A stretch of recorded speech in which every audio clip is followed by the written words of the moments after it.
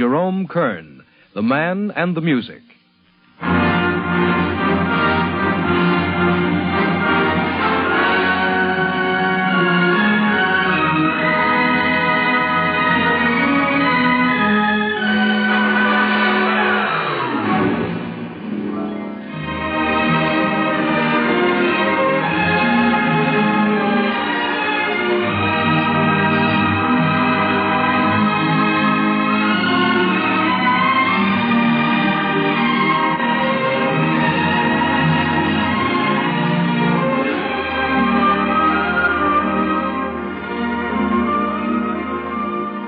Here again is your narrator, Kenneth Banghart.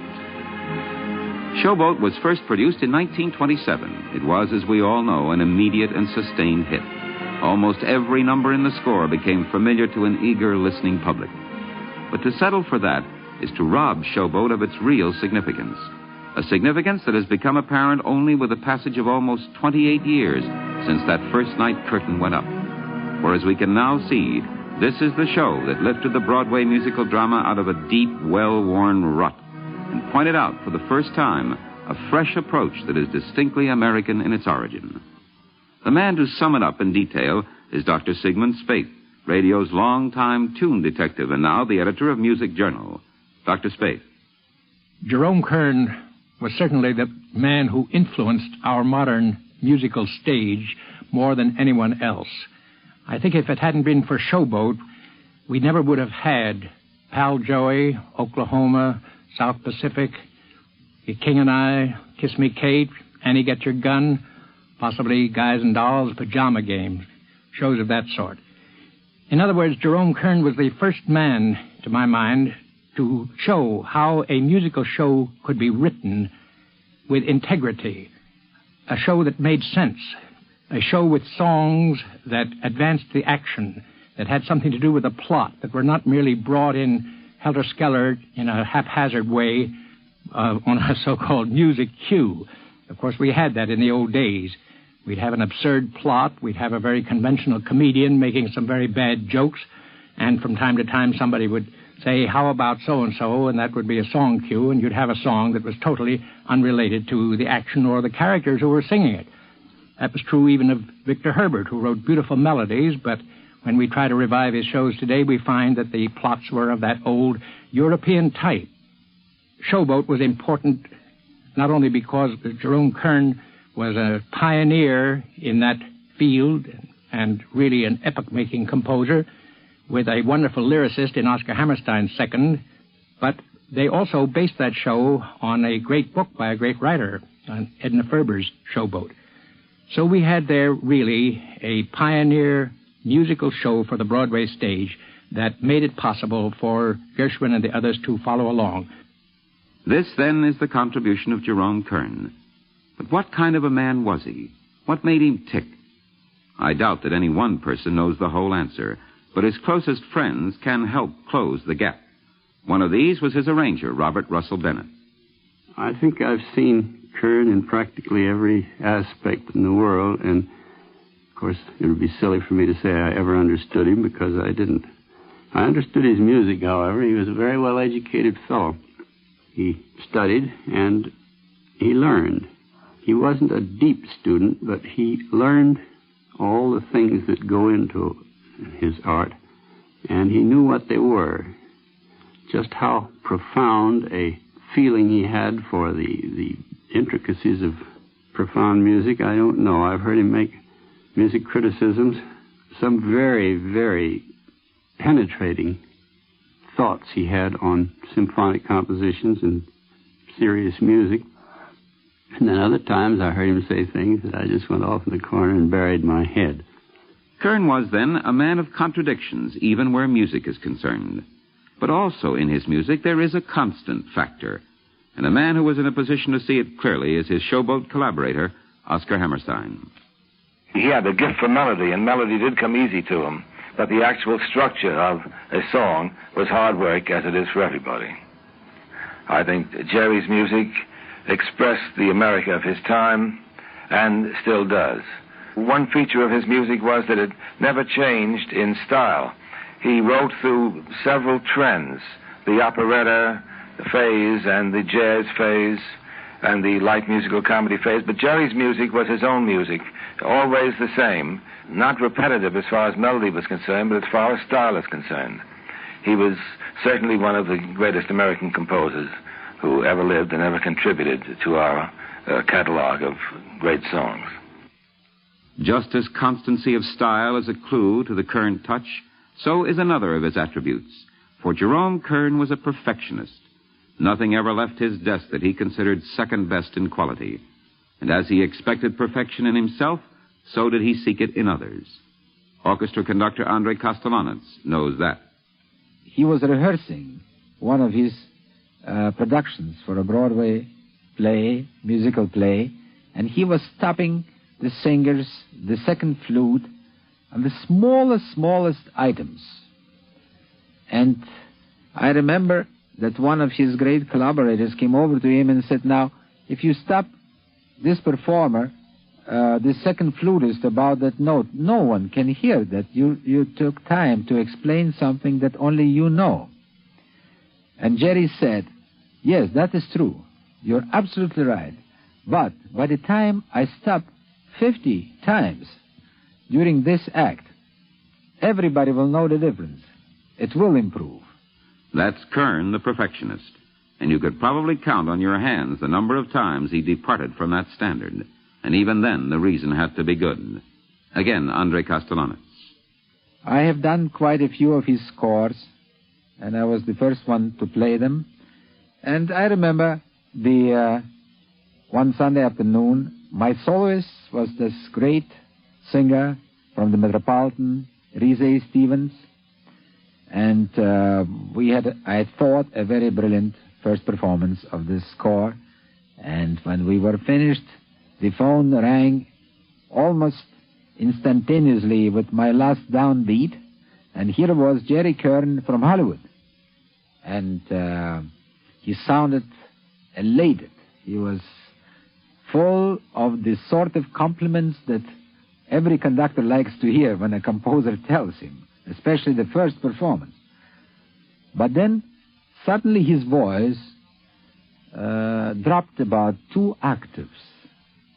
And he sounded a little sad, and he says, tell me, why did Rise Stevens change one word in that song, Long Ago and Far Away?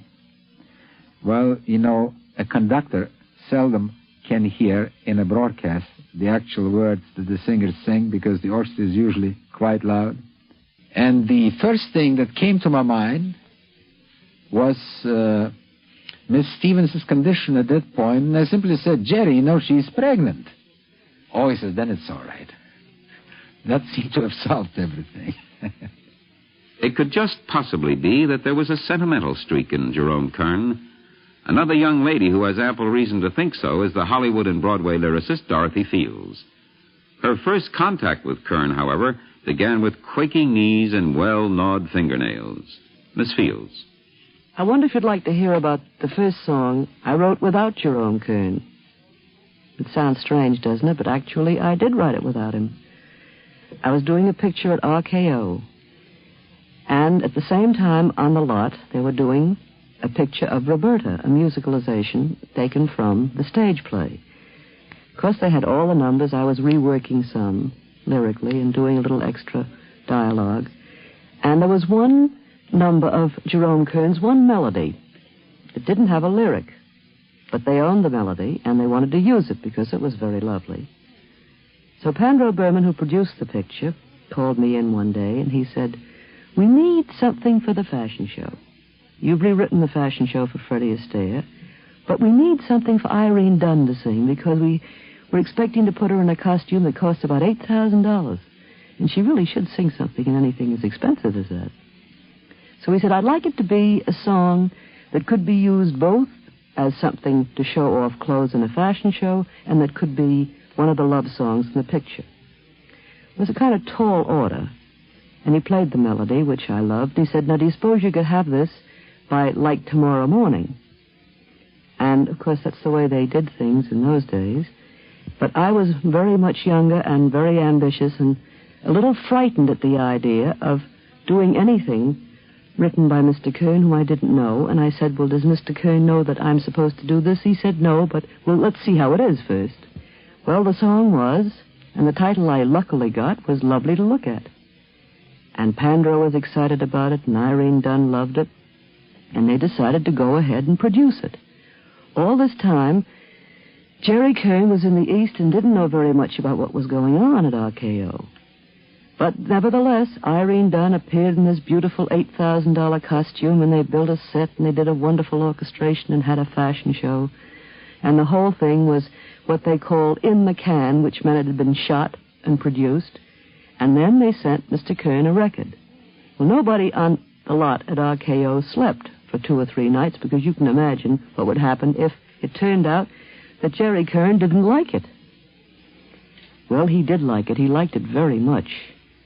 And he came out to California a few weeks after, and he wanted to meet me because he was to do another picture for Lily Pons with Henry Fonda, and he said, I think I'd like Dorothy Fields to do the lyrics.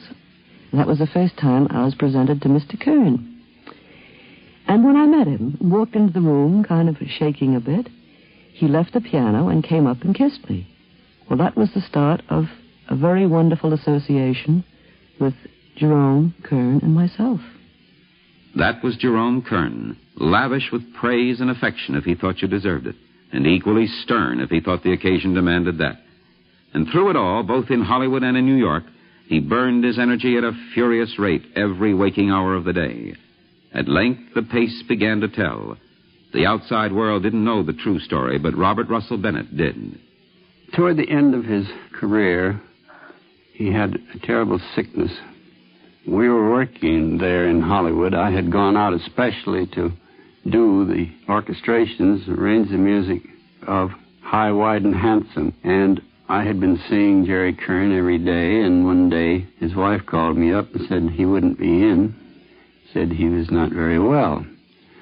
And he would be all right, but he was not very well. For some reason or other, the seriousness of his illness was either not apparent to him, or they didn't want the world to know that this great man was as low as he was. He was stricken with a heart condition, and he actually is said by doctors to have died. But the miracles of modern medicine were able to bring him back, and he lived 8 years after that, during which time he wrote such hits as Long Ago and Far Away, All the Things You Are, and quite a number of other very beautiful songs. He always referred to himself as living on borrowed time. Most of us, I suppose, would be tempted to let well enough alone after an experience like that, to sit in the corner in our rocking chairs, but not Jerome Kern. True, the pace was slower now, but the beautiful melodies continued to flow from his pen. And one of them most beautiful, is remembered by his attorney, Howard Reinheimer. I recall in the spring of 1940, Oscar Hammerstein and I happened to be going to California, and we were in the same car on the Chief. In the course of the trip, Oscar kept himself confined to his compartment, and when he emerged upon arriving at Los Angeles, he had completed the lyric of a song which he had only commenced at the start of the trip. The very next morning, I dropped in at Jerry Kern's house to pay him my usual visit on my arrival in California. In great excitement, he dragged me over to his piano and sat down, and with one hand, with his right hand, battered out the notes to a new melody that he informed me he had just completed. I looked at the lyrics, and there was the song, The Last Time I Saw Paris.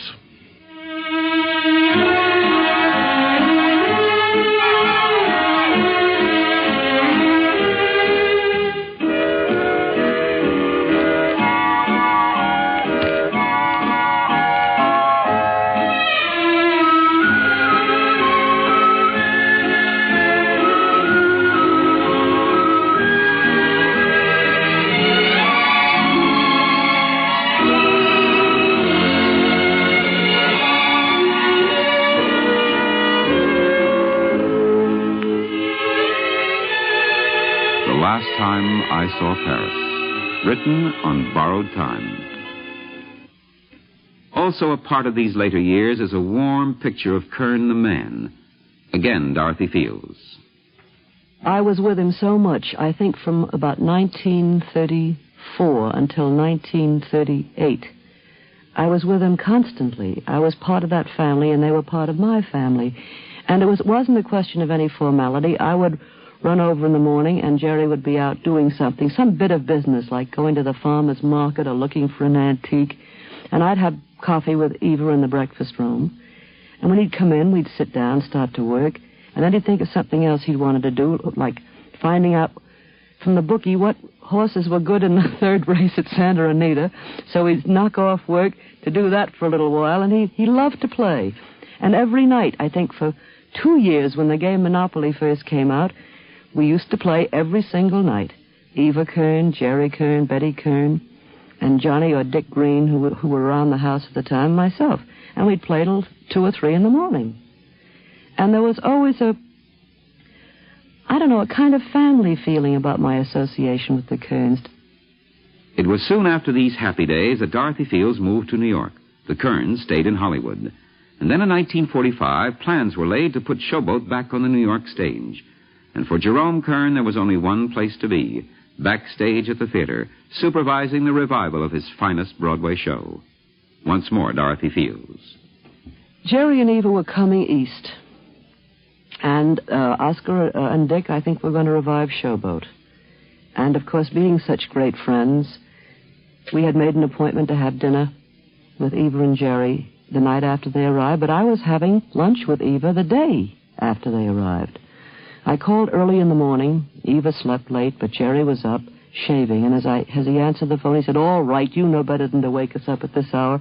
I'll leave a message for Eva on the washstand mirror." And he wrote a message in soap on the mirror that said, "Meet Dorothy at Pavillon at 1 o'clock." So I met Eva for lunch at 1 o'clock at Pavillon, and we had a wonderful lunch and sat over many cups of coffee, as Eva and I usually do. And she walked me to Tiffany's, and then she was going back to the St. Regis. The next thing I knew, there was a message for me home to go to Welfare Island. You see, Jerry had intended to leave the St. Regis where they were living and to walk around to Ackerman, the antique shop on 57th Street, to buy a brake front. And he walked up Park Avenue, and as he passed the Bible Institute, he collapsed.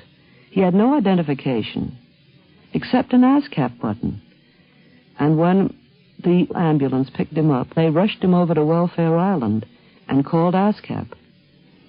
They finally reached Oscar Hammerstein, who called me, of course called Eva first, and we all went to Welfare Island, where we spent about 4 days. Jerry was unconscious, and they had put him in a ward, but all the little old men there agreed to be pushed and huddled together so that this great man could have his bed in a great long room just screened by white screens. And we sat there day after day. Finally, they moved Jerry up to Doctor's Hospital. He never regained consciousness, although they tried so hard to get through to him. And finally, someone said, "Oscar, why don't you go upstairs to Jerry's room and sing the song he loved better than any song he ever wrote?" And that song was, "I've Told Every Little Star." And so Oscar leaned over and sang it very softly into Jerry's ear. And Oscar says sometimes, well, maybe I did see the flicker of an eyelid. Maybe he didn't. But Jerry never did regain consciousness, and he died on a Sunday morning in November.